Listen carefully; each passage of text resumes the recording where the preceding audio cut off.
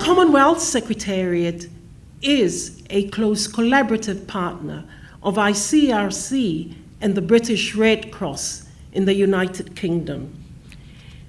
The aims and relevance of the Roundtable have been adequately described to you by the Vice President of the ICRC.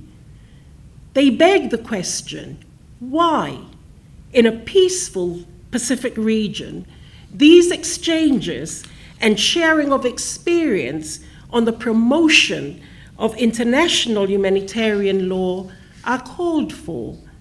It is easy to take a cynical view when one tries to answer that question. But as the themes of the 6 sessions of the Roundtable suggest, they're about prevention and preparedness. They're about resilience, and they are about the protection of international humanitarian law, which sets limits to the use of violence and ensures the protection of civilians in armed conflict. The bedrock of IHL, the Geneva Conventions, celebrate their 70th anniversary this year. They have something in common with the Commonwealth Secretariat, which also celebrates its 70th anniversary this year. Over the intervening decades since 1949, the world's challenges have changed and evolved tremendously. Its institutions have developed, and the rule of law has adapted. But international humanitarian law remains of crucial relevance. In the 1940s, in the aftermath of the Second World War, the context was a world in ruins. The rule of law had faced obliteration under totalitarian rule. The overriding priority of jurists and lawmakers was a new system of laws, a new rule of law, oriented to defend the rights of the individual from the depredations of the nation state. The Geneva Conventions address this delicate balance between protecting populations and states' military necessity. They have entrenched the concept that not everything is acceptable in war, that civilians deserve protection, that the rights of prisoners of war should be respected, and certain kinds of weapons should never be used. The conventions have now achieved universal acceptance. Although countries in the Pacific region currently enjoy relative peace and are not the theater of an armed conflict, this is no reason to disregard international humanitarian law and its implementation. Ratifying and fully implementing treaties at the domestic level that address, for example, arms transfer, the protection of cultural property in armed conflict, or the prohibition of nuclear weapons, puts into action a country's commitment to ensure the protection of the rights of its citizens. I would like to touch upon some of the themes to be discussed at this roundtable.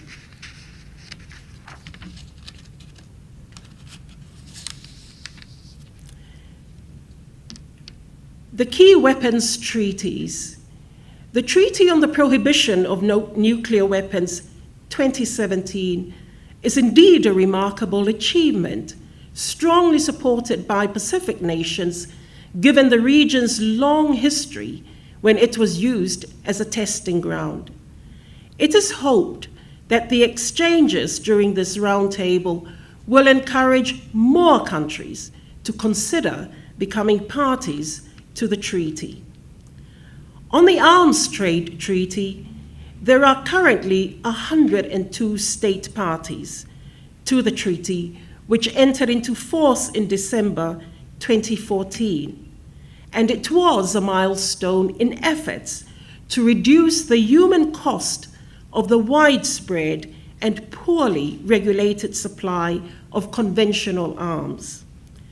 The treaty establishes common international standards for regulating the international trade in conventional arms and seeks to ensure that weapons are not used in the commission of war crimes, serious violations of international human rights law, and other offenses.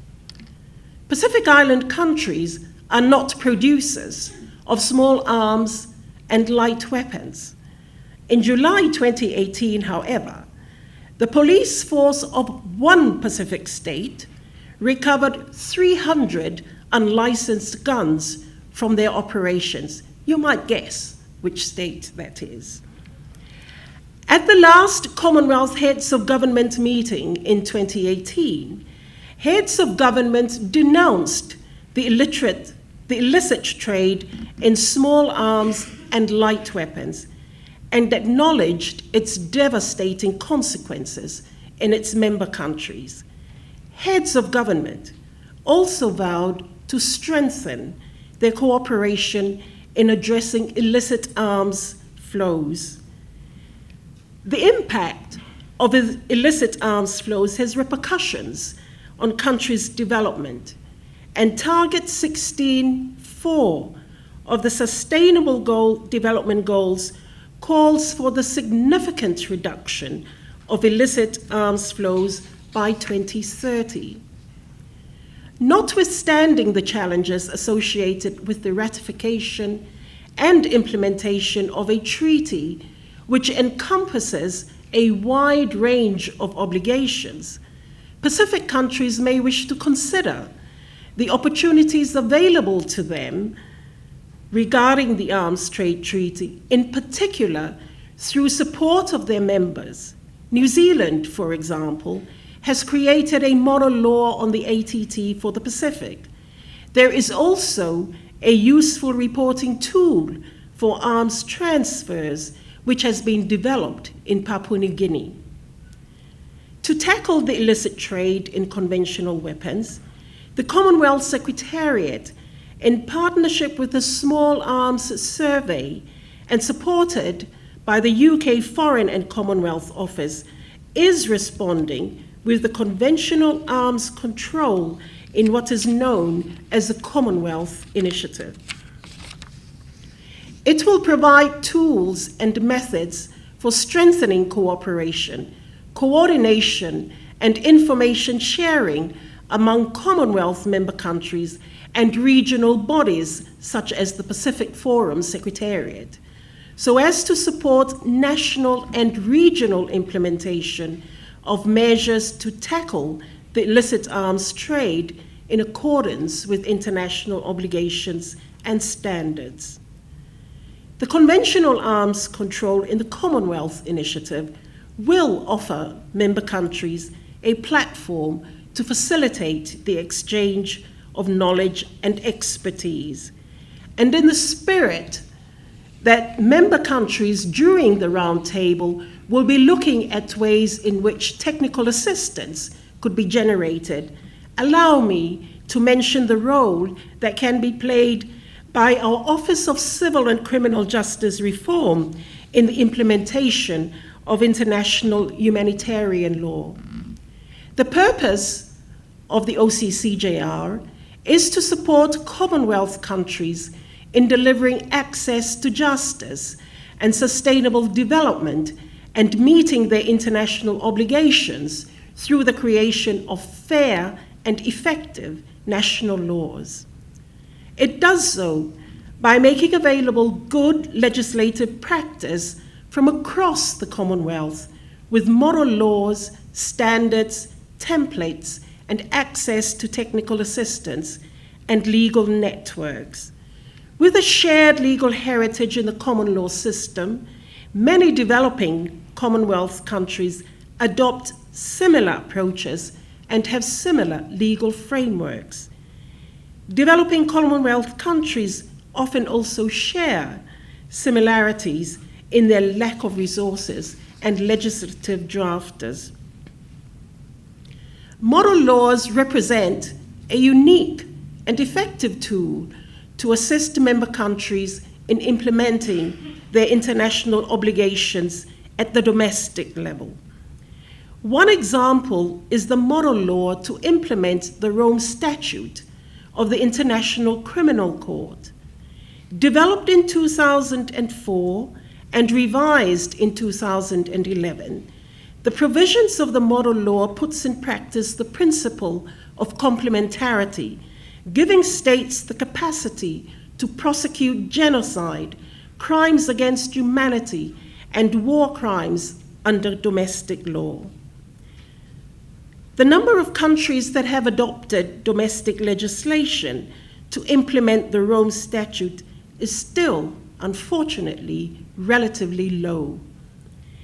It is fitting, however, as we are gathered here in Apia today, to highlight the example of Samoa, facing much more influential actors on the international scene, but determined to play an active role with regard to the Rome Statute. The then Attorney General noted at the time of the adoption of the Samoa International Criminal Court Act that, and I quote, "The first lesson learned is that Samoa, even though small with limited resources, can contribute to issues that are of global concern, such as world peace and stability. The second lesson learned is that even though Samoa may not be a place where heinous crimes will ever be committed, by being a member of the Rome Statute, Samoa will never be a safe haven for international criminals. Samoa has also recognized the danger that if it is outside the jurisdiction of the ICC, then it potentially becomes a repository for evidence, criminals, profits, and the instrumentalities of international crime." Close quote.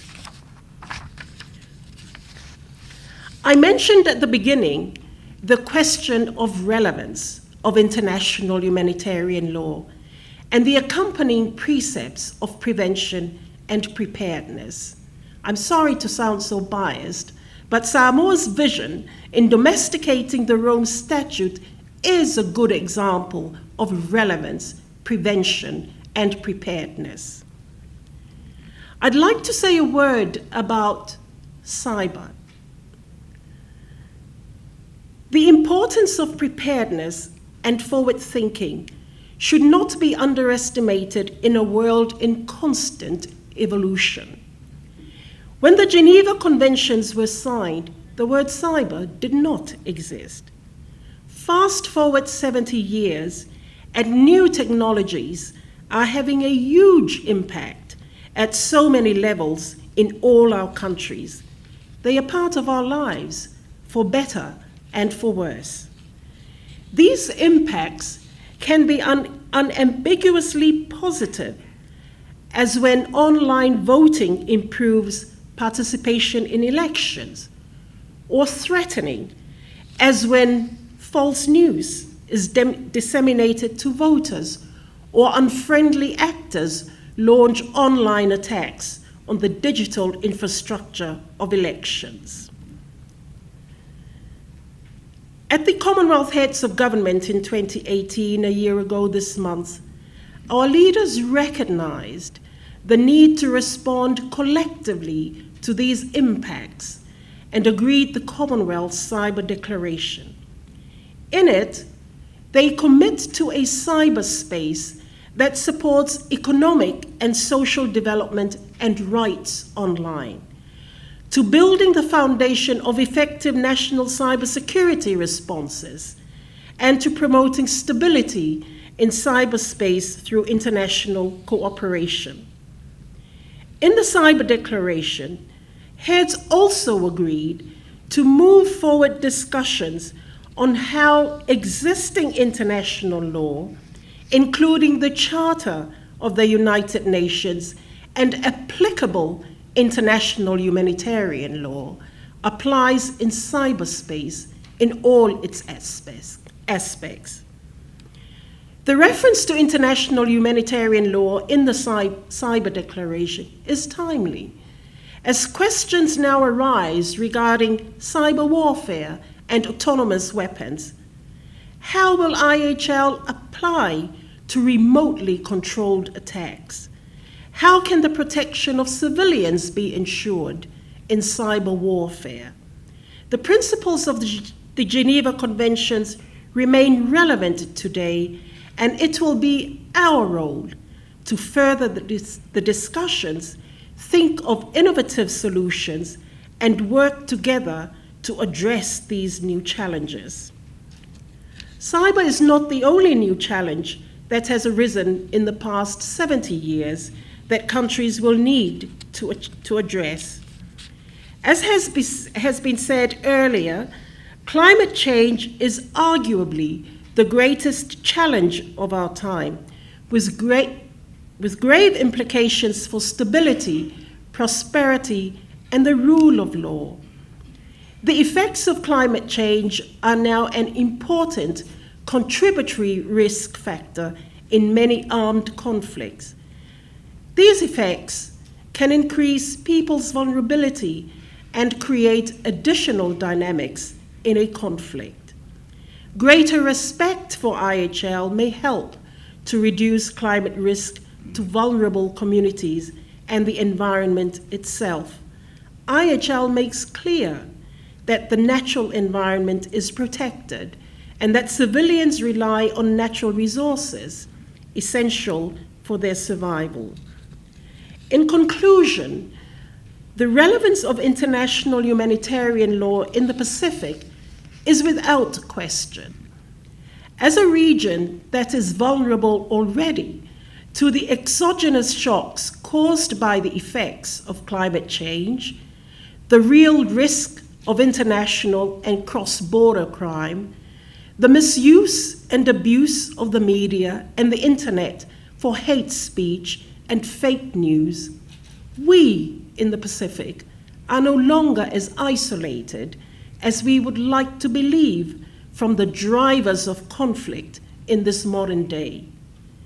We, therefore, must be prepared, we must be resilient, and we must have the protection and utility of international humanitarian law as embodied in our domestic legislation. Thank you. Whaafetai ia manuia ma ia soifua.